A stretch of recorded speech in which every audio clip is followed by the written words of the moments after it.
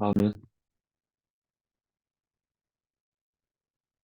아니, 수인 누님, 뭐, 하여튼 안에 무슨 일이 일어나고 있다는 게 막 느껴지네요. 오늘 들으니까. 다음 누가 간증하시겠습니까? 성미아 자매님. 오늘 왜 믿고 쓰는 우리 근호님은 화면 안 켜노? 성미아 자매님. 근호님 뭐 화면 켰다. 반팔이네.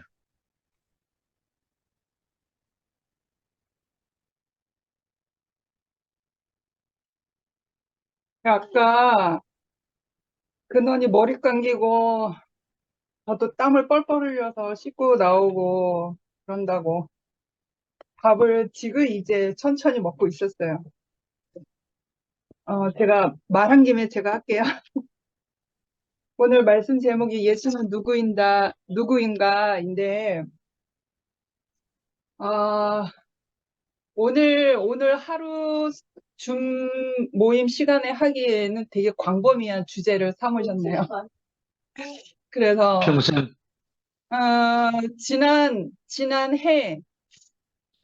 지난해 여름 집회의 주제가 왜 예수인가였어요. 3박 4일 동안 했잖아요. 음, 왜 예수인가. 작년 여름 집회 주제였거든요. 그래서 오늘 말씀하신 거를 들으면서 내 안에서 실제적으로 일어나고 있는 우리의 삶, 나의 삶, 근원이의 삶 안에서 제가 되어진 만큼만 표현한다면 무엇부터 해야 되지? 어, 우리가 사람이 엄마 뱃속에서부터 태중에 있었을 때부터 해가지고 음, 사회로 나가기 전에 가장 기초적인 단체, 가족, 가장 기초적인 그 집단 단체가 가족이잖아요.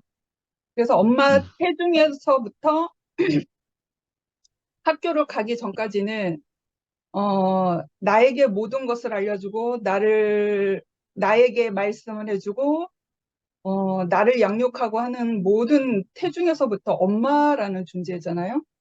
그래서 엄마가 나를 가르치는 사람이죠. 나에게 말씀하는 사람이고.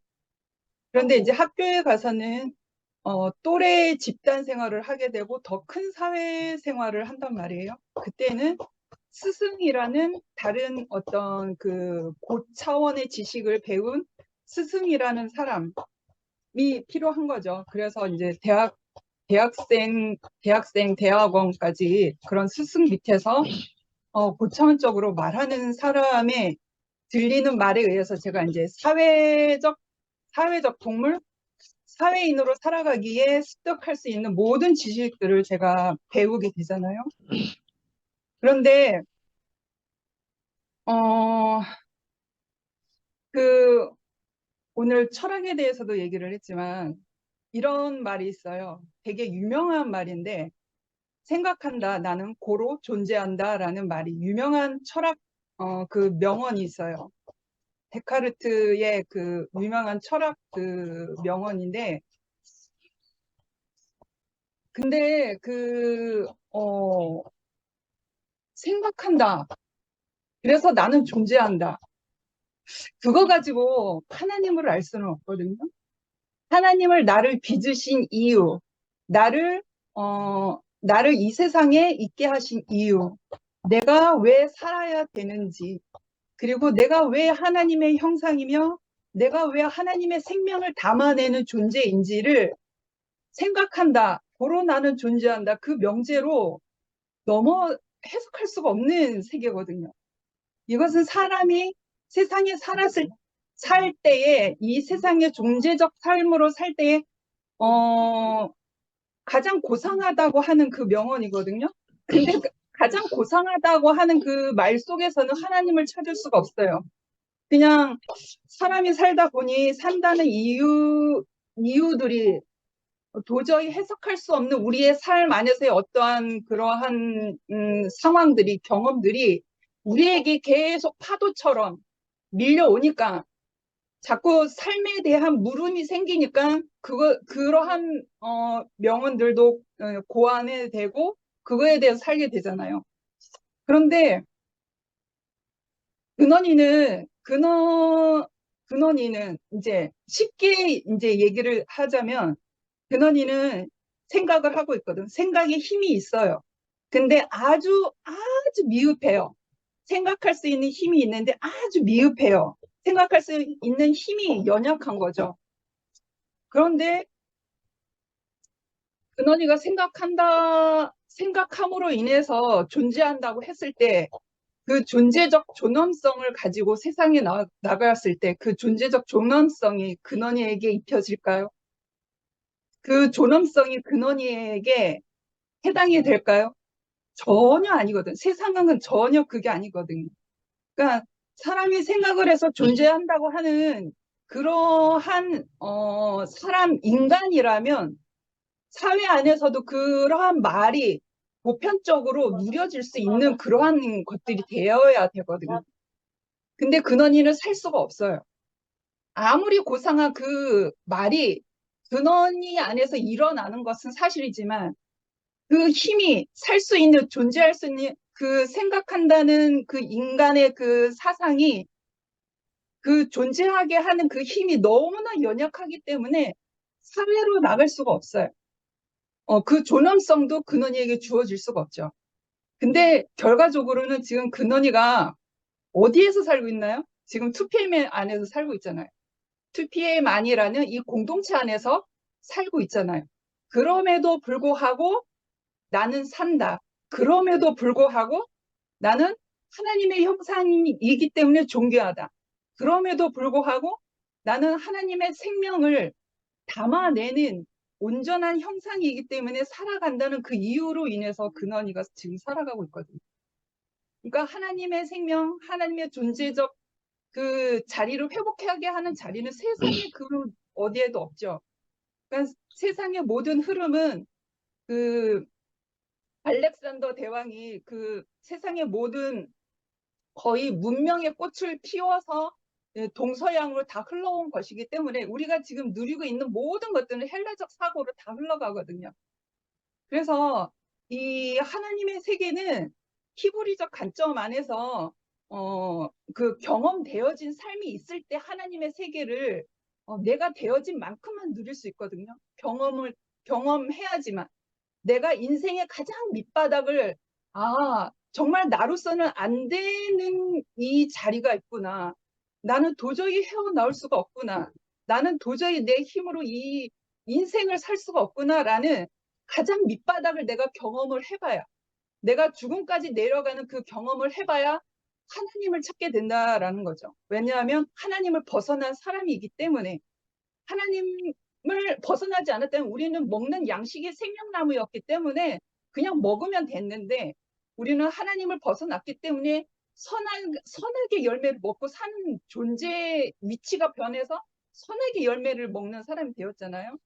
그러하기 때문에 그 하나님이 피조물을 왜 창조하셨는지, 왜 두셨는지, 왜 절대적으로 우리가 필요하신지를 우리가 알기에는 정말 이 선악의 지식의 열매를 먹고 살고 있는 이 인생이 가장 밑바닥을 쳐봐야, 죽음을 쳐봐야 그제서야 하나님을 사모하게 되고 하나님을 찾게 되고 이것이 아니구나라고서 다른 어떤 생명의 존재를 내가 찾게 된다는 거죠. 그래서 제가 여기까지 온 것이 저도 여기까지 온 것이고, 그럼에도 불구하고 근원이가 이 안에서 투표함의 안에서 아무런 문제 없이 살고 있지 않습니까? 그러니까 어떠한 고상한 지식의 명언이라고 하더라도 근원이한테서는 그 고상한 말로 세상살이를 할 수가 없거든요. 존재의 존엄성도 주어질 수가 없죠. 그런데 하나님의 형상, 하나님의 생명을 담아내는, 우리의 형상을 따라 우리의 모양대로 사람을 만들고자 하신 그 하나님의 마음을 회복할 때에 근원이가 온전하게 살 수 있는 것이 아니겠습니까? 그래서 지금 온전하게 살고 있거든요. 아무런 문제가 없어요. 그래서 저도 그러하고, 그래서 그, 말하다 보니 결론을 얘기해야 되는데, 어, 그냥, 우리의 예수는 누구인가라는 예수를 알기 위해서는 그 어떠한 고상한 말로, 고상한 지식으로, 고상한 인식으로는 알 수 없고, 우리가 정말 죽음과 같은 그 경험 안에서 내 삶 안에 경험되어진 그런 과정을 통해서 그것에 예수는 누구인가를 질문을 던질 수 있게 되고 그 질문을 던진 거에 해답도 찾을 수 있게 되는 것 같아요. 그래서 어제 광태 오빠가 말씀하신 예수의 계보대로 흘러온 모든 사람들이 그 과정을 거친 사람들이잖아요. 하나님은 과정을 거친 사람들을 불러내시고 과정을 거친 사람들을 쓰시거든요. 왜냐하면 우리 인생은 모두가 하나님을 벗어난 사람이었기 때문에 그래서 우리가 그게 필요한 것이거든요. 그래서 어, 내 안에 과정이 있다라고 하는 것은 또 다른 한 차원 더 높은 삶을 나에게 주어진 그러한 단계이기도 하기 때문에 나에게 과정이 있다는 것이 너무나 감사하구나. 어제 광태 오빠가 감사함으로 찬양을 돌렸잖아요. 그래서 예수는 누구인가? 내가 이 과정 안에서 예수가 누구인가를 발견되어야지 이 사실이 너무나 귀하고 복되기 때문에 우리 안에 죽음과 같은 과정이 있다고 하더라도 내가 그것을 감사함으로 감당할 수 있는 이제 사람이 되었구나. 라는 것이 너무 명확해진 것 같아요. 그래서, 근원이가 그럼에도 불구하고 그 하나님의, 모양, 우리의 모양을 따라, 우리의 형상대로 우리의 모양을 따라 사람을 만든 그 자리를 근원이 안에서 회복했기 때문에 그럼에도 불구하고 근원이는 그 은혜 안에서 부족함 없이 충만하게 지금 살고 있거든요. 그래서 아무 문제가 없습니다. 그래서 오늘, 어, 더 곱씹고 싶지만 예수는 누구인가? 다음에도 또 얘기해 볼 수 있는 시간들이 있었으면 좋겠습니다. 주님을 찬양합니다. 아멘. 아멘.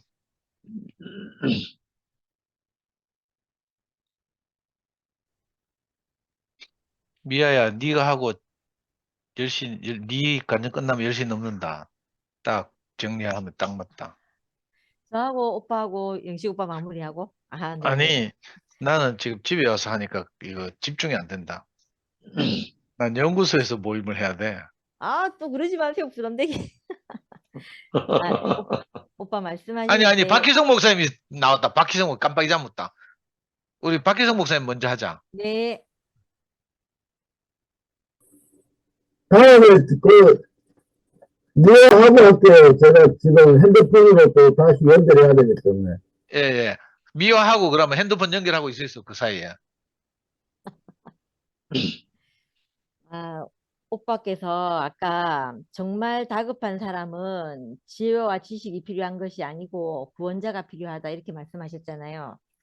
그 말씀을 들을 때 제가 그 말이 너무 아멘이 되는 거예요. 제가 아멘. 말씀을 들었을 때 제일 많이 들었던 말씀이 물에 빠진 사람이 팔은 이렇게 접고 다리는 이렇게 물장구를 치고 호흡은 이렇게 하고 한다고 해서 그 물에서 빠져나오는 것이 아니라 그 사람이 도둑놈이든 강도이든 너를 구해줄 자가 그 사람 구원자가 필요한 거다. 물에 빠진 사람은. 만약에 아멘. 팔을 이렇게 저어라 다리를 이렇게 하라는 말은 물에 빠진 것이 아니고 수영을 하는 거라고 이렇게 얘기를 하셨거든요. 그 말씀을 계속 듣다가 보니까 제가 어떻게 느껴졌냐면 제가 왜냐하면 내가 가진 문제에서 내가 빠져나와 보려고 내가 책을 읽고 하지 않았겠어요? 읽었을 때 내가 그때 아까 오빠가 나는 어둠이요란 그 어둠인 줄을 몰랐던 것처럼 내가 물에 빠진 사람인 줄을 몰랐던 거예요. 내가 물에 빠지고 정말 다급한 사람인 줄을 몰랐었던 거예요. 근데 그 말씀을 듣고 물에 빠진 사람에게는 지혜와 지식이 필요한 것이 아니라 지혜와 아까 진리라고 오빠 얘기하셨죠. 그게 필요한 것이 아니라 나를 구원할 자가 필요하다. 이 말씀을 듣는데 그제서야 내가 정말 물에 빠져서 나는 누군가 나를 건져줄 사람이 필요하구나. 이렇게 알아진 거예요. 그래서 그게 첫 번째 빛이었어요, 제게는. 첫 번째 빛이었고, 그렇게 보이기 시작하니까 내가 물에 빠진 줄 아니까 그때 내 앞에서 내게 그 말을 하는 사람은 누군가가 보이는 거예요. 누군가가 보이고 그때 저 사람은 나는 하나님의 용도나 하나님이 인생에게 주신 그 목적이나 이런 걸 모르던 사람인데 그 사람은 하나님의 용도로 살고 있는 분을 제가 본 거예요. 교회 많은 사람들이 하나님이 그를 사용하셔서 그 하나님의 형상과 모양으로 사용하시는 많은 분들을 본 거예요. 봤는데 분명히 형태는 내하고 똑같은 사람인데 나는 저 자리에서 분명히 절망하고 내가 꼬꾸라져서 사망 가운데 있을 수밖에 없는 사람인데 그 사람들은 그 사망을 이기고 빛 가운데로 뚜벅뚜벅 걸어 나오는 사람들을 본 거예요. 그때 그 모습을 볼 때 있잖아요. 아, 그럼 나도 내가 물에 빠진 그 사람도 이렇게 말하는 거예요. 자기도 물에 빠졌는데 구원자가 와서 자기를 건져줬다는 거예요. 아까 오빠가 그 말씀하셨잖아요. 물에 빠져 사망 가운데 있을 때 구원자가 와서 구원받은 사람이 다시 세상에 나가서 구원자가 된다. 이렇게 말씀하셨잖아요.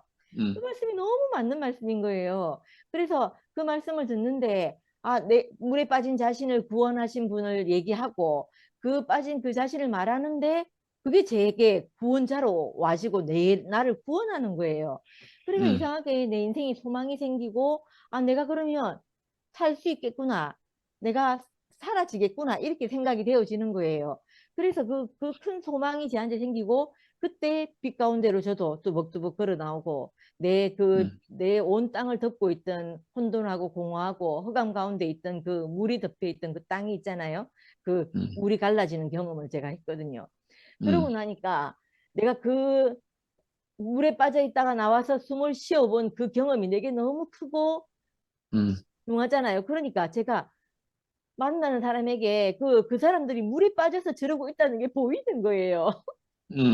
보이니까 있잖아요. 진짜 가까운 사람들한테 찾아가 가지고 이 말씀을 들어보라고 자꾸 얘기하게 되는 거예요. 그 사마리아 여인이 있잖아요. 물동이를 버려두고 동네에 가서 소리 지르던 것처럼 그렇게 제가 그 이상하게 성경의 말씀이 있잖아요. 다 내 말이더라니까요. 이게 그러고 나서 내가 들어보니까 그 5 남편이 있는 여인도 나고 그 목말라서 물동이를 쥐고 해 났을 때 물길로 오는 그 여자도 내고 그 예수를 만나서 그 목마름이 축처진 그 여자가 나가서 그 동네 사람들에게 와보라 하는 그 사람도 나고 이렇더라니까요. 그러니까 오빠가 아까 말씀하신 대로 구원받은 사람은 다시 그 구원자가 되어서 그 세상에 나갈 수밖에 없겠구나 이렇게 싶어지는 거예요. 그래서 이 말씀이 너무 제게 알아지고 또 아까 그 오빠가 광태 오빠가 내 인생이 나도 모르게 변화하는 이 자리 이렇게 말씀했잖아요. 저도 있잖아요. 이게 어느 날부터 내가 이렇게 살아야 되겠다 생각하지 않는데 나는 그냥 내대로 내가 사는데 누군가 이렇게 물어보는 거예요. 언니는 어떻게 그렇게 살아요? 이렇게 말하는 데 있잖아요. 나도 내가 왜 이렇게 사는지를 모르겠는 거예요. 나도 내 인생이 나도 모르게 변하는 이 자리에 있으니까 어느 날 몇 시 몇 분 몇 초에 내가 짠 하고 이렇게 변화하려고 해서 변화했다. 이게 아니고 내게 빛이 온 시간은 그 말씀이 듣고 그 말씀이 내 안으로 와서 빛이 된 건 그 시간은 내가 분명히 알겠는데 그 다음부터 내가 변화하는 과정은 나도 모르게 내가 알지 못하는 사이에 어느 날 보니까 문득 돌아보니까 내가 이렇게 살고 있는 거예요. 그게 너무 신기했거든요. 그게 너무 신기했고 그래서 이 말씀이라는 게 정말 신기하다. 그래서 이거 내가 손을 쓰거나 내가 어떻게 의지로 살거나 하려고 하지 않는데 사라지는 이 삶이 참 신기하다 이렇게 싶어지고 어제 또 제가 광태 오빠 말씀을 들으면서 제가 최근에 우리 견이가 묻지마 폭행이 있다고 자기 가까운 사람이 그 길을 걸어가다가 가까운 사람의 엄마가 길을 걸어가고 있는데 뒤에서 며칠 전 일이에요. 웬 남자가 우산으로 그 사람을 뒤통수를 때려가지고 응급실을 갔다는 거에 많이 다쳐가지고 그 얘기를 하면서 그 낮에 저한테 전화가 왔어요. 엄마 밤에 다니지 말고 조심하라고. 그래서 제가 그때 막 맞아 요새 이상한 사람이 많아서 정말 조심해야 돼 하면서 내가 막 조심한다고 생각하고 있었어요. 그래서 제가 조심을 해야 되겠다 생각하고 있었는데 어제 오빠 말씀을 들으면서 그 오빠 인생 안에 닥친 그 많은 일들이 있잖아요. 과정들이 오빠가 조심하지 않아서 생긴 일도 아니고 오빠가 음, 받고 싶지 않다고 해서 안 받아진 사건들이 아닌 거예요. 음, 다 이건 하나님이 허락했다고 할 수밖에 없는 시간인 것 같다는 생각이 드는 거예요. 피조물이니까 그 오신난을 내가 받지 않을 수 없고 내가 받을 수밖에 없는 이 시간을 우리가 지내자는 인생이라서 받는 이 잔을 제가 조심은 물론 해야 되죠. 조심하지 않는다는 말은 아닌데 이걸 피하고 내가 이걸 걱정하면서 살다가 내 인생이 정말 아무것도 못하고 살겠다는 생각이 드는 거예요. 그래서 내 인생이 이 주어진 인생이라서 어쩔 수 없이 받을 수밖에 없는 사람이잖아요. 그러니까 이 시간을 내가 더 귀하게 사용해야 되겠다. 이 생각이 어제 드는 거예요. 아멘. 그래서 내가 뭐라고 해야 되나? 조심하고 인생이 오는 잔을 안 받으려고 내가 애쓰면서 살 것이 아니고 내게 주어진 이 하루라는 시간을 내가 오빠가 늘 사랑하면서 살자 하시잖아요. 영식 오빠도 잘 하시고 그 광태 오빠도 저한테 오시면 나만 보기만 하면 기쁘대요. 좋대요. 언니한테만 가는 게 아니고 저한테도 그렇게 얘기하시거든요. 그러니까 그렇게 사시는 그 마음이 오빠에게 어떻게 해서 생긴 마음인지 내게 어렴풋이 조금 알겠는 거예요. 그래서 제가 있잖아요. 우리가 그 조심해서 사는 건 당연히 조심해서 살 일이고 그렇기 때문에 우리가 허락된 시간을 우리가 사랑하면서 살아야 되겠다. 하나님이 내게 허락하신 시간 동안 내가 사랑하면서 사는 것이 전부이구나. 이렇게 이제 알아지는 거예요. 이렇게 아멘. 알아지니까 그렇게 사는 게, 그, 목사님이 그때 옛날에 얘기하실 때, 우리 기한이 정해져 있다는 것을 알면, 이 삶을 진하게 살게 된다고 이렇게 말씀하셨거든요. 진하게 살게 된다고 이렇게 말씀하셨는데, 그 말씀을 어제 이제 제가 그 생각이 들어가지고, 내가, 내일 우리 토요일 날 겸이하고 말하는 시간이 있거든요. 그래, 겸이한데, 엄마는 당연히 조심해야 되고, 그래야 되지만, 그렇기 때문에, 유한하기 때문에, 우리가 서로 정말 그 아낌없이 살아야 되겠다 이런 생각을 말해야 되겠다 이렇게 싶어지는 거예요. 그래서 아멘. 어제 교제할 거리가 생겨서 참 감사가 되고 제가 죽음이 내 앞에 저는 내가 죽어보지 않았잖아요. 죽어보지 않고 죽음을 경험해보지 않았기 때문에 모르는데 그 그러니까 우리 부모님이 갑자기 하루아침에 돌아가시는 경험을 아버지도 갑자기 돌아가시고 엄마도 갑자기 돌아가셨거든요. 그래서 그 사람이 내 앞에서 어느 날 갑자기 사라진다는 걸 늘 알게 된 거예요. 그래서 그것이 되게 교훈이 되어가지고 내 삶의 교훈이 되어서 인생은 정말 내 앞을 알 수 없고 내가 하루를 모르는 사람이구나를 늘 이게 알게 된 거예요. 그 경험을 통해서. 그렇게 되니까 내 사는 나날이 얼마나 귀한지 모르겠다 이런 생각이 들고 그 내 아멘. 앞에 빛으로 오신 분이 내 인생을 구원해 주신 것처럼 나도 아까 상도 오빠가 저보고 딴 거 하지 말고 좀 더 투피에 집중해서 살아라고 하는데 지금 제가 집중해서 사는 최선이거든요. 아멘. 최선인데 내 인생이 더 그 하나님께 점령되어 가지고 점점 정말 그 모든 시간을 정말 1분 1초 몇 초의 시간도 다 내가 하나님 앞에 쓰여지는 사람으로 살게 되기를 소망하는 마음이 이렇게 계속 발생이 되고 생겨지는 거예요. 그래서 이 아멘. 삶 안으로 제가 살게 되기를 바라고 한 가지만 더요. 그리고 오빠가 아까 이름은 자기 자신이 짓는 것이 아니라고 했잖아요.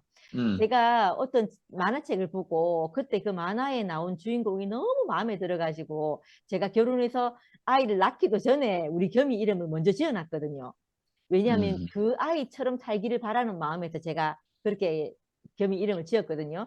그래서 아까 오빠가 예수의 이름을 이렇게 뭐 어떤 이름인지 쭉 얘기하셨잖아요. 그 죄에 있는 백성을 구원할 자다 이렇게 말씀하셨던가요? 그렇게 얘기를 하셨던데 그 이름인 것처럼 우리도 하물며 이름을 이렇게 지을 때 아이 이름을 지을 때 어떤 우리 아이가 이렇게 되었으면 하는 마음으로 우리가 짓는데 그 하나님도 그 이름을 지으실 때 그렇게 지으셨겠구나 이런 생각이 아까 들더라고요. 그래서 참 감사한 아멘. 마음이 들었습니다. 아멘. 감사합니다. 네. 네, 제가 하겠습니다.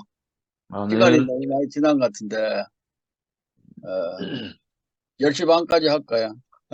아멘. 어때, 형님, 월남 잘 다녀오셔가지고, 어떻게 오늘 이렇게 만나게 돼서 반갑습니다. 아멘. 사적인 이야기는 빨리 끝내고 본론으로 들어가서 계속 간증을 들으면서 느끼는 게 뭐냐 하면은 참 예수를 안다는 것이 정말 어렵구나 하는 생각이 들어요.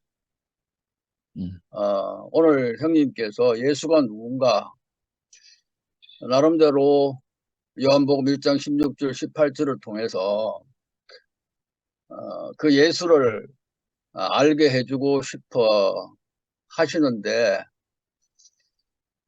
듣는 우리로서는 참 그 예수를 안다는 것이 쉽지는 않구나 이런 생각이 듭니다. 그래서 나한테 있어서 예수는 누구인가? 제가 예수님을 처음 만났을 때는 십자가에서 나를 위해 죽으신 예수님. 그거는 저한테 이제 17살 때 체험되어졌거든요. 나를 위해서 십자가에 대저를 위해서 죽으신 예수님. 그건 제가 체험된 예수였고, 그리고 요사이 이제 또 여러 방면에서 말씀을 들을 수 있지만은 우리 대국교회 모든 분들이 다 고백하는 예수와 함께 죽고 예수와 함께 살아난 나를 위해 죽었을 뿐만 아니라 예수의 죽음에 나를 죽게 하셔서 부활 생명으로 살게 하신 그분이 바로 예수, 나의 구세주. 그렇게 고백하는 것은 아마 모든 분들이 다 고백하는 그 간증인 것 같아요. 그 배경 안에서 다 자기 간증을 이야기하시는 것 같은데 늘 좀 아쉬운 부분은 그 예수를 더 많은 방면에서 우리가 체험했으면 좋겠다는 그런 마음이 들거든요. 오늘 말씀을 통해서 그 말씀이셨던 그 하나님께서 육신을 입고 오신 분, 그리스도, 예수, 이렇게 이제 요한복음 1장에서 그 제일 먼저 그렇게 예수를 소개하고 있지 않습니까? 말씀하셨던 그분. 근데 그게 이제 헬라어로 로고스인데, 왜 로고스가, 말씀이 되셔서 그 로고스가 하나님이셨고, 그리고 그 하나님이 말씀되어서 오셔야만 했던가, 그걸 이제 오늘 쭉 이제 형님께서 설명을 하셨잖아요. 로고스, 히라멘의 세계관, 요한의 의도, 그리고 예수가 누구인가, 이렇게 말씀을 하셨는데, 저는 오늘 형님 말씀을 들으면서, 역시 내가 철학적인 사고를 많이 했다는 그런 느낌이 들었어요. 그래서 헬라 사람들은, 그 철학을 가지고, 인간의 사유를 가지고, 나름대로 그 하나님을 찾으려고 했던 사람인 것 같아요.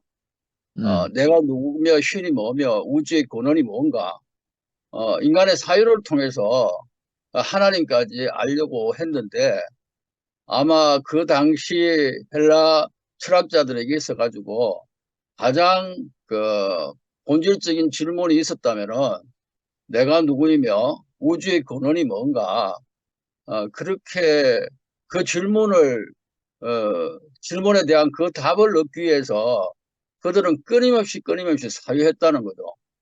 그래서 그 로고스라는 그 단어 안에는 제가 배우기로는 존재의 근원이라는 그런 의미가 들어있다 그래요. 그 해석을 한 건지 모르지만은 우주 존재의 근원, 우주 존재의 근원이 뭘까? 그게 로고스였다면은 우주 존재의 근원이 바로 말씀으로 오신 예수 그리스도다. 이걸 이제 요한은 모든 존재의 근원은 그 예수다. 예수 그리스도다. 그걸 이야기하고 싶어 했던 것 같아요. 아멘. 그래서 그런데 그분이 말씀이 로고스였는데 육신을 입고 이 땅에 오셨다. 이제 그걸 다른 말로 바꾸면은, 그냥 구약 시대도 그렇고, 기록된 말씀, 그 말씀을 연구하고, 부지런히 공부해가지고, 하나님은 이런 분이다. 예수는 이런 분이다. 구원자는 이런 분이다. 그렇게 설명을 했잖아요. 그런데 예수는 이 땅에 오셨을 때, 그렇게 해서 예수를 알 수 있는 것은 아니라는 거였잖아요.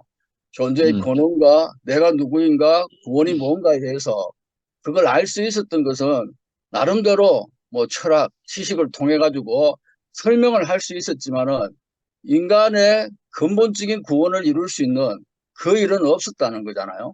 그런데 예수가 이 땅에 오셨어요. 오늘날도 많은 저도 제가 이걸 나름대로 깨닫고 경험하기까지는 목사가 돼가지고 성경을 가르치는 교사 수준에서 오랜 목회를 했던 것 같아요. 성경을 가르치는 교사, 지식을 가르쳤죠. 그런데 이제 오늘 말씀을 들으면서, 내가 그런 존재였다는 것을, 말씀이 육신이 되어 왔다는 것은, 이제 그 이야기를 하면서 요한복음, 마지막 21장까지 예수가 누구인가에 대한 요한이 기록을 하잖아요. 결국 죽고 부활하신 그 예수. 그로 말미암아서 인간을 구원할 수 있는 유일한 길이 열려졌다. 이걸 이제 요한이 마지막까지 말씀을 한다고 이제 생각이 드는데, 저는 우리가 그냥 지식적으로 배웠고 가르침 받았던 그 예수가 오늘은 말씀이 육신대에 오셔서 죽으신가 부활의 과정을 거치고 그 영이 되어서 우리 안에 오셨다는 것은 결국 우리를 인격적으로 만나시는 분이구나. 이제 이렇게 아멘. 생각이 들었어요. 결국 우리가 예수가 누구인가 안다는 것은 그분을 인격적으로 체험하고 경험하지 못한다면은 아무리 우리가 그 예수에 관한 정보를 성경에서 다 가지고 있다 할지라도 예수를 모르는 사람이다. 그렇게 말할 수 있을 것 같아요. 그러니까 예수가 말씀이 육신이 되어 오셔서 그 영으로 우리 안에 오셔가지고 끊임없이 우리와 연합 가운데 결국 하나님이 이런 분이야. 나는 하나님이 이런 분이고 예수가 이런 분이기 때문에 나를 이렇게 존귀하게 하셨고 구원하셨고 나를 이렇게 복되게 하신 분이 이분이야. 이걸 끊임없이 우리가 말하게 되어졌을 때에 하나님이 얼마나 기뻐하실까. 아멘. 그러니까 내 이야기 말고 예수 너무 좋으신 분이야. 여러 방면에 아까 이사야 9장에서 그 말씀을 하셨잖아요. 한 아기가 우리에게 태어났는데 어깨에 정사를 메었고 기묘자 묘사 전능하신 하나님 영존하시는 아버지 평강의 여왕 6방면을 이야기하고 있거든요. 그리고 11장에는 이새의 줄기에서 한 싹이 났는데 그 위에 여호와의 영, 그 지혜와 총명의 영, 모략과 재명의 영, 지식과 여호와를 경외하는 7방면을 이야기하고 있거든요. 그러니까 이사야 9장하고 11장 전체를 합치면은 예수에 대한 거기만도 13방면입니다. 13방면. 예수가 이런 분이라는 13방면을 이야기하고 있는데 우리가 이 지식적으로는 알 수 있지만은 내 인생을 살아가면서 체험적으로 진짜 예수가 하나님이야. 전능하신 하나님이야. 기묘자야, 모사야. 뭐 총명의 영이고 모략과 재능의 영이고 여호와를 경외하는 영이라는 것을 이렇게 예수를 알아가는 거 우리가 좀 이렇게 알아간다면은 얼마나 우리의 삶이 풍성하겠습니까? 할렐루야. 그분과 연합된 삶 속에서 이분이 지혜니까는 나도 지혜야.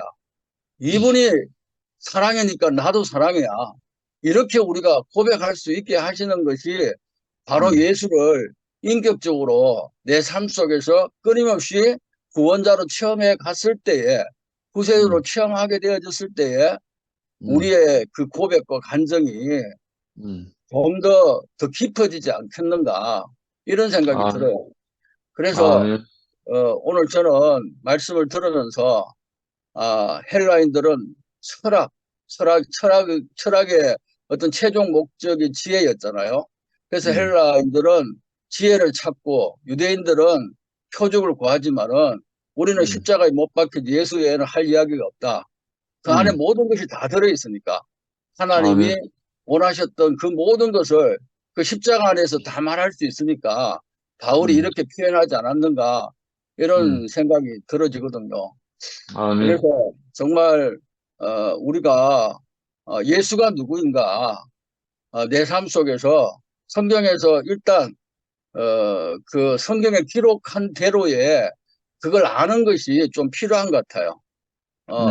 뭐 이사야 11장에서 말하는 그 예수, 그 하나님 이새 줄기에서 나온 한 싹, 그 뿌리였던 그 예수, 그분이 일곱 방면, 일곱 영으로 이렇게 표현하고 있고, 이사야 9장에서 말한 그 여섯 방면, 그리고 요한복음에서 예수님 자신이 수없이 말했잖아요. 내가 길이요, 진리요, 생명이요, 빛이요. 이렇게 표현하신 그 말이 정말 어느 날 내게 예수는 길이고 진리고 생명이고 모든 것이 모든 것이다. 이렇게 예수를 말할 수 있는 그런 어떤 간증할 수 있는 그런 삶으로 우리가 갔으면 좋겠다. 이런 생각이 들었습니다. 감사합니다. 여기까지 하겠습니다. 아멘. 아멘. 할렐루야.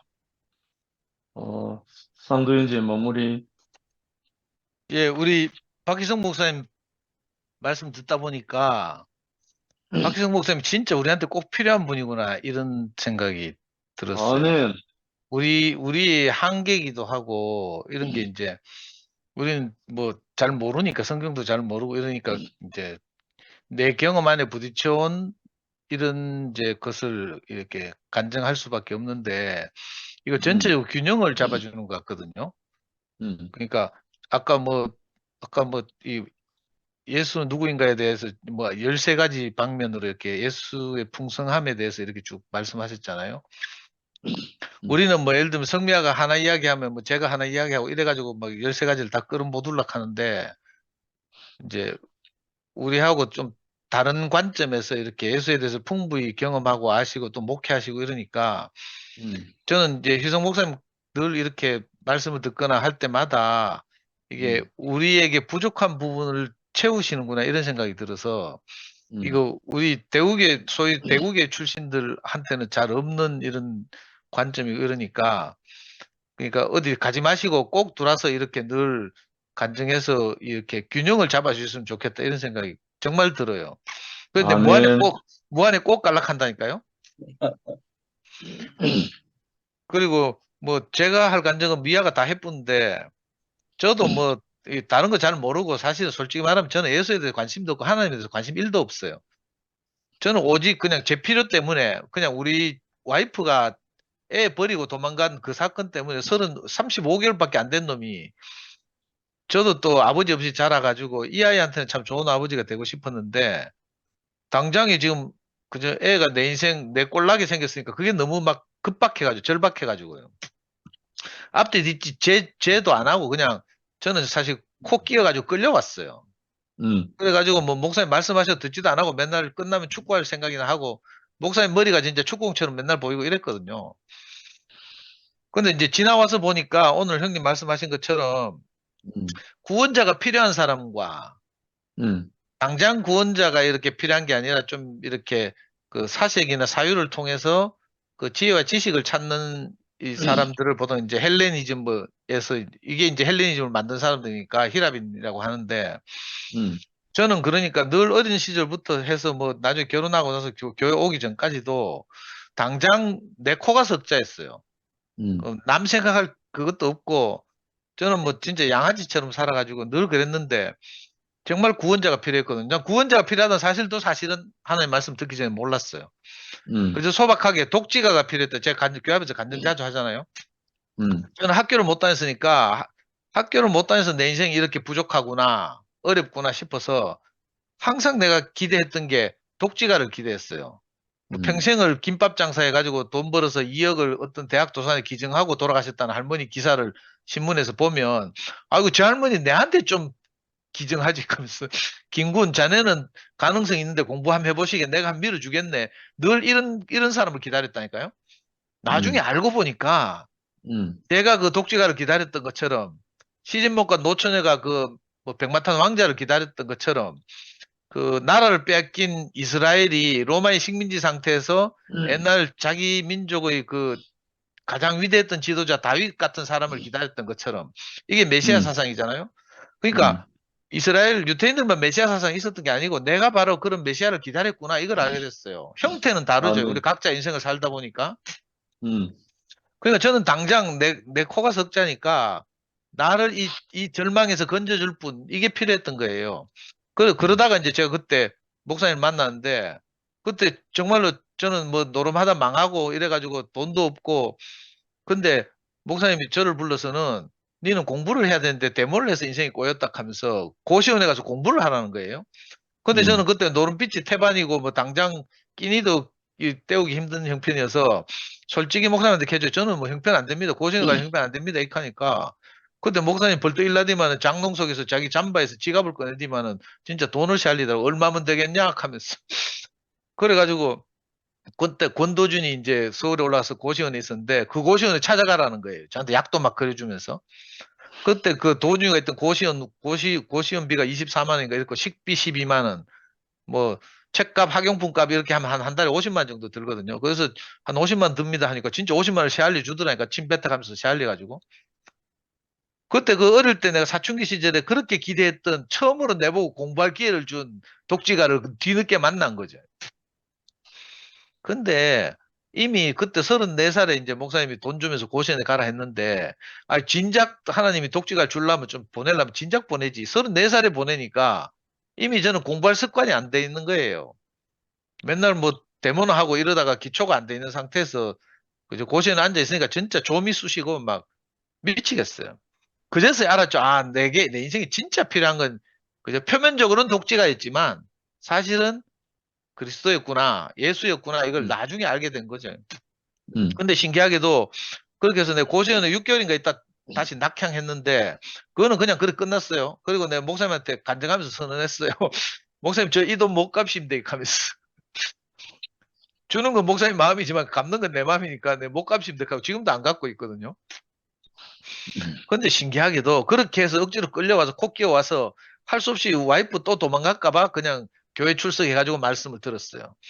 근데 가물에 콩 나듯이 말씀이 들리는데 이상하게 이 말씀이 내게 와서 내 인생을 점점 밝게 빛으로 시작해서 내 인생을 점점 밝혀주는 거예요. 아까 형님 아멘. 말씀하신 것처럼 그 이름을 예수라 하라. 이는 저희 백성을 자기 죄에서 구원할 자의 심이라 하니라. 이렇게 말했어요. 유태인들에게는 그런 예수가 필요했겠죠. 근데 제게는요, 그 예수의 마음을 가지고 온 구체적인 어떤 사람이 나를 구원했어요. 그래가지고 나 이거밖에 모르거든요. 난 성경 읽어보지도 않았고, 뭐 이렇게, 더군다나 저는 대학 들어가서 쓸데없는 책 읽어가지고, 막스 뭐 이런 거 읽어가지고 신이라는 것에 대해서, 그죠? 도저히 내 인정이 안 돼요.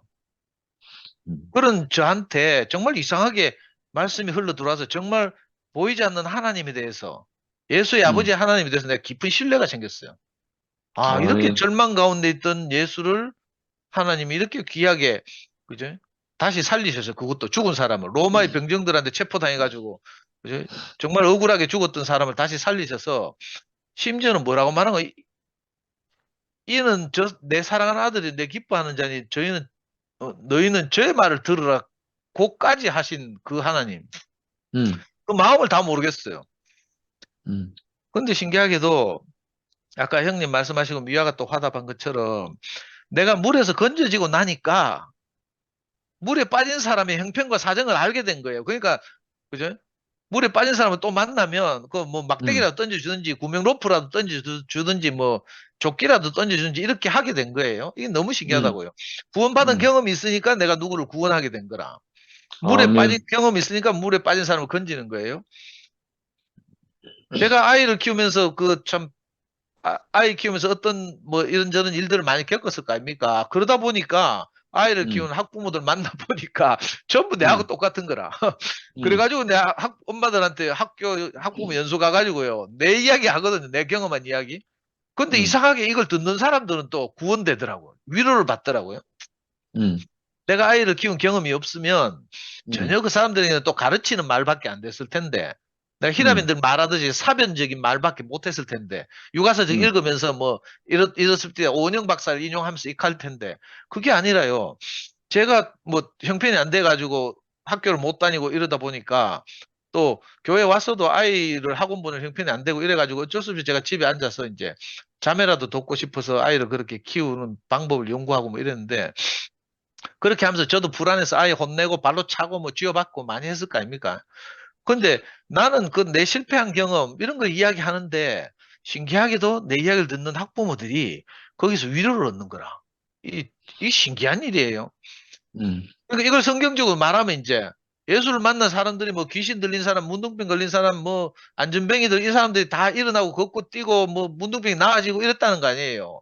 음, 어쩌면 저는 성경에 이렇게 나와 있지만 예수님도 아마 혹시 문둥병 걸린 경험이 있지 않았을까? 안전병이었지 않았을까? 이거 제 생각에 그냥 내피셜이에요. 성경에 없는 말에서 불순한 말이긴 하지만, 야, 그렇지 않고서 어떻게 예수가 저 사람들의 마음을 알고 저 사람들을 위로하고 구원할 수 있을까? 정말 관념적으로 하나님이 예수한테 뭐 큰 능력을 줘서 그런 걸까? 저는 이런 의심이 늘 있거든요. 음, 근데 이렇게 모임에서 말씀을 듣다 보면 신기하게도 내가 다 모르는 말이지만 이게 뭘 말하는지는 알겠어요. 형님이 그래서 히랍 사람들의 사변적인 것과 구원자를 기다리는 유대인들의 그 마음을 이야기하잖아요. 그러고 또 바울이 그걸 유식하게 뭐 써놓기도 하고 이랬는데, 우리 같이 소박한 이렇게 촌스러운 사람들한테는, 그죠? 이게 무슨 말인지 알아지니까 너무 감사한 거예요. 아멘. 그래서 매일 감사해도 제가 부족하지 않고요. 음, 왜냐면 이 사실을 잊을 수가 없어요. 저는 한때 그 유행하는 말로 이혈래 목사한테 세뇌당했는가 싶어가지고 제가 생체 실험을 한 적도 있다니까. 내가 3년 동안 이혈래 목사님 말씀 다 끊고요. 테이프 다 버리고 책 다 버리고, 그리고 운동권에서 옛날 읽던 책 다시 읽은 3년 동안 내가 그 짓을 해봤어요. 뭐 실족해가지고 이제 교회 안 나오고. 근데 신기하게도 그러면 이제 테이프 없어지고 책 없어지고 뭐 이러니까 세뇌당한 게 이제 뭐 씻겨져 나가야 되잖아요. 근데 내 머릿속에 있던 목사님이 뭐 들었던 성경 지식은 다 지워지는데, 내가 목사님을 만나서 그 하나님의 형상이었던 하나님께 사용되었던 그 그리스도를 만나서 내 인생 안에 하나님이 개입해 왔던 사실, 이걸 어렵게 요즘 실제라고 하잖아요. 이 사실은 음, 내가 지울 수가 없어요. 침대에 아멘. 누워가지고 내가 발버둥을 쳐봤거든요. 막 잊으려고 음, 고개도 흔들어 보고 뭐 이랬는데, 내 인생에 하나님이 개입해서 그 썩은 새끼줄이라도 필요했던 내 인생에 이제 튼튼한 동아줄, 뭐 구명로프 같은 걸 던져가지고 내 인생을 건지신 그 사건이 지워지지 않는 거예요. 그래서 음, 내 구원이 확실한 거죠. 그래서 아멘. 이 말씀을 들으면 예수는 누구인가 이렇게 형님 제목을 달았는데, 제 대답은 아주 간단해요. 뭐 예수가 누군지 나 다 몰라요. 그렇지만 나를 구원하신 분이다. 그 이름을 예수로 하라. 이는 자기 백성을 저희 죄에서 구원할 자이심이라 하니라. 음, 이렇게 말했잖아요. 또 다른 성경에는 임마누엘을 할 것인데, 임마누엘은 하나님이 저와 함께 계시다 합니다. 이렇게 말했어요. 음, 근데 이 말씀이 하나도 틀리지 않고 내가 그대로 아멘이 되는 거예요. 내가 모르는 아멘. 말에는 아멘하기 참 어렵고, 저는 이 뿔이 뭐 엉덩이로 났는지 어쩐지 내가 모든 권위에 거부하는 사람이거든요. 음, 저는 그래가지고 정말 젊을 때 사고도 많이 치고 모든 권위에 거부했어요. 모든 권위를 거부했어요. 내가 머리 없는 인생, 괴물같이 살았거든요. 근데 신기하게도 예수가 누구인가 하니까 저는 바로 대답이 나와요. 내 구원자입니다. 이렇게 바로 대답이 나와요.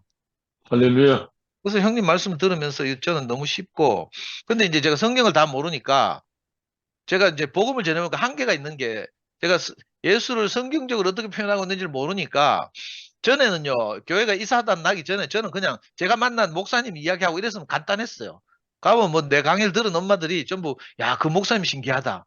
나 한 번 만나보고 싶다. 이런 반응. 아니면, 니하고 같이 사는 사모님이 궁금하다. 니 같은 인간하고 어떻게 같이 사노? 이 두 가지 부류였거든요, 엄마들이. 그래가지고 목사님 궁금하다 하면 이제 목사님 집에 데리고 가고 이랬는데, 교회가 이사단 나오고 나니까 더 이상 이제 목사님 이야기도 못하게 됐잖아요. 그러니까 어쩔 수 없이 내가 이제 성경을 좀 알아야 되겠어요. 그래서 요즘 열심히 성경도 읽고 말씀을 듣고 뭐 맨날 말씀 프린트가 보아가면서 말씀 듣거든요. 근데 이제 뒤늦게 뒤늦게 익혀봐야 이미 늦었잖아요. 그래서 열심히 내가 노력하고 성경 읽고 하긴 하지만 이거 기독교인들에게 내가 만난 이 그리스도를 전하려고 하니까 한계가 있어요. 그래서 저는 이제 아까 말한 대로 박희성 목사님이나 이렇게 기독교에서 경험이 풍부한 우리 권순현 누님도 옛날에 대구 내려와가지고 연구소에서 뭐 자기 간증 하시는데 보니까 성경을 되게 공부했더라고. 와, 그래 내가 깜짝 놀랐어요. 저 누님이 저렇게 성경을 정확하게 해박하게 아시나 싶었거든요. 음. 근데 오늘 제가 간증을 들으면서 순애 누님 안에서 무슨 일이 일어나는구나 이런 생각이 들더라고. 아까 아멘. 간증하는데 막 뭐가 막 만져지는 거예요. 누님의 인생 음. 안에 개입하신 그 하나님의 흔적이 막 만져져요. 간증을 하는데 막 뭐 광태가 영향을 미쳤는지 어쩐지 모르지만 하여튼 너무 막 충만해가지고 말씀하시는데, 그리고 아까 안기순 누님 또 뭐라 했는가 하면 자기는 하나님 잘 보는데 2PM에 있는 형제들이 하나님이다. 물론 이거 표현은 거칠긴 하지만 그 마음을 알겠다고요. 형제들에게서 하나님의 어떤 흔적이 만져지니까 그렇게 표현하신 것 같아요. 비록 성경적이진 않지만 우리가 이런 모임을 하면서 또 말씀을 들으면서 이렇게 어떻게 표현해야 그 기독교인들에게 걸리지 않으면서 우리가 만난 그리스도를 잘 그려낼 수 있을까? 이게 어쩌면 그 어쩌면 제게는 숙제인 것 같기도 하고요. 또 다른 한편으로 생각하면 그건 이제 성경적으로 크리스찬으로서 열심히 살아오신 영식 형님이나 진호 형님이나 뭐 목사님들이나 이런 분들이 맡기고 나는 뭐 지금 뒤늦게 성경 공부해봐야 뭐 하겠노 싶기도 하긴 하고요. 근데 하여튼 저는 저대로 혹시 학부모들 중에도 교회생활 열심히 하신 분 만날지도 모르니까 어떻게 하는지 이 내가 만난 그리스도를 내가 만난 예수를 어떻게 하면 이제 이렇게 이 거칠지 않게 온유하게 성경적으로 표현할 수 있을까 이런 생각이 들고요.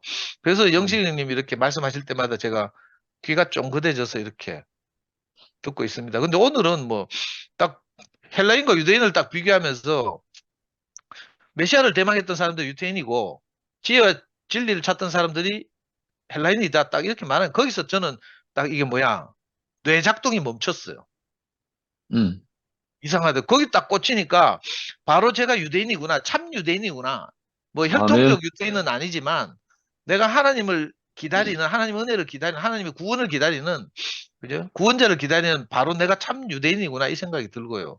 그래서 여기서부터 뭐 무슨 말씀을 해도 여기서 내 계속 이 생각이 나가지고 말씀을 잘 못 듣겠더라고요. 집중도 잘 안 되고 오늘 모처럼 집에 와서 또 준 모임을 하니까 더 그런 것도 있고. 하여튼 근데 형님 말씀하시는 것이 이거 2000년 전의 그 유대인과 히라민 이야기가 아니고 오늘날 우리에게도 사실은 우리도 늘 이 문제에 부딪히잖아요. 우리가 내가 구원받을 존재는 사실 잊어버리면 우리가 여유가 생기고 여유가 생기면 사변적으로 자꾸 하나님에서 고민하게 되고 어떻게 하면 하나님에서 이렇게 좀 잘 개념 정리할 수 있을까 이 고민을 하거든요. 저도 늘 그렇더라고요. 근데 내가 나는 구원이 필요한 사람인데 이 자리에 있으면 내가 부족함이 없어요. 뭐 생각하고 아멘. 연구하고 할 자신도 없고 그냥 형제들을 통해서 하나님이 간증되면 거기서 아멘하고 감사하고 이렇게 하루하루 살면 되겠다 이런 생각이 들고요. 아멘. 예, 저는 마무리가 잘 안 되는데 하여튼 마지막으로 간증하라니까 뭐 하여튼 횡설수설했습니다. 말씀 잘 들었습니다. 할렐루야. 그리고 아멘. 우리 베트남 여행 잘 다녀오셔서 제가 좀 마음이 편안합니다. 형님들 없으니까 좀 불안불안하게 막 어떻게 우리끼리 준 모임을 해야 되니까 좀 그랬는데 이제 형님들 와서 자리를 지키시니까 저는 좀 편안하고 두 다리 뻗게 생겼습니다. 아멘. 저도 불안했어요. 너무너무 은혜가 됐고, 그 시간 좀 많이 갔는데, 약간 미라가 예. 예수는 누구인가 이 제목에 대해서 이야기를 하는데, 음, 이거 객관적인 제목이 아니고요.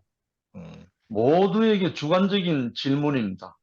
음, 특히 이 대목에서 요한복음 18강에서 하는 이 질문은 요한이 많은 헬라인들에게 던지고자 하는 핵심입니다.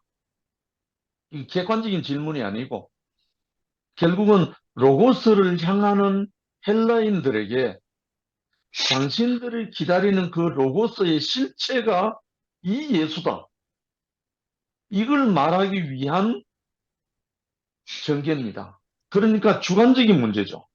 오늘 박희성 형제가 이야기한 것처럼 이 예수를 사변적으로, 논리적으로, 지식적으로 아무리 하라도 그건 꽝입니다. 그건 쓸데없습니다. 그러면 적어도 이 예수가 나에게 누구인가요?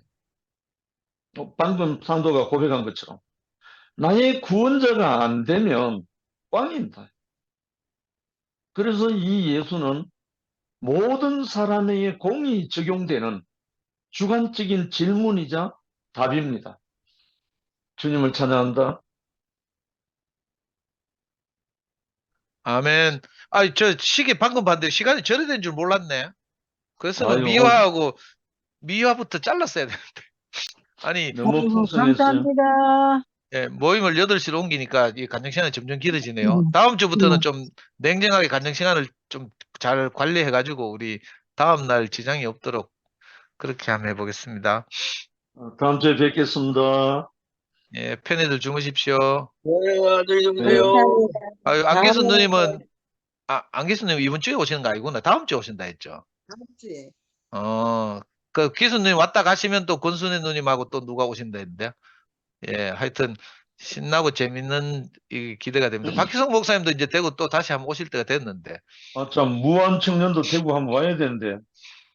대구에 6월 달에 결혼식 있으니까 결혼식 전에 한번 와서 혼주 인사도 한번 하고 해야죠. 맞아. 예. 시간 한번 맞춰 봅시다. 네, 예, 편히들 쉬십시오. 네, 안녕히 주무세요.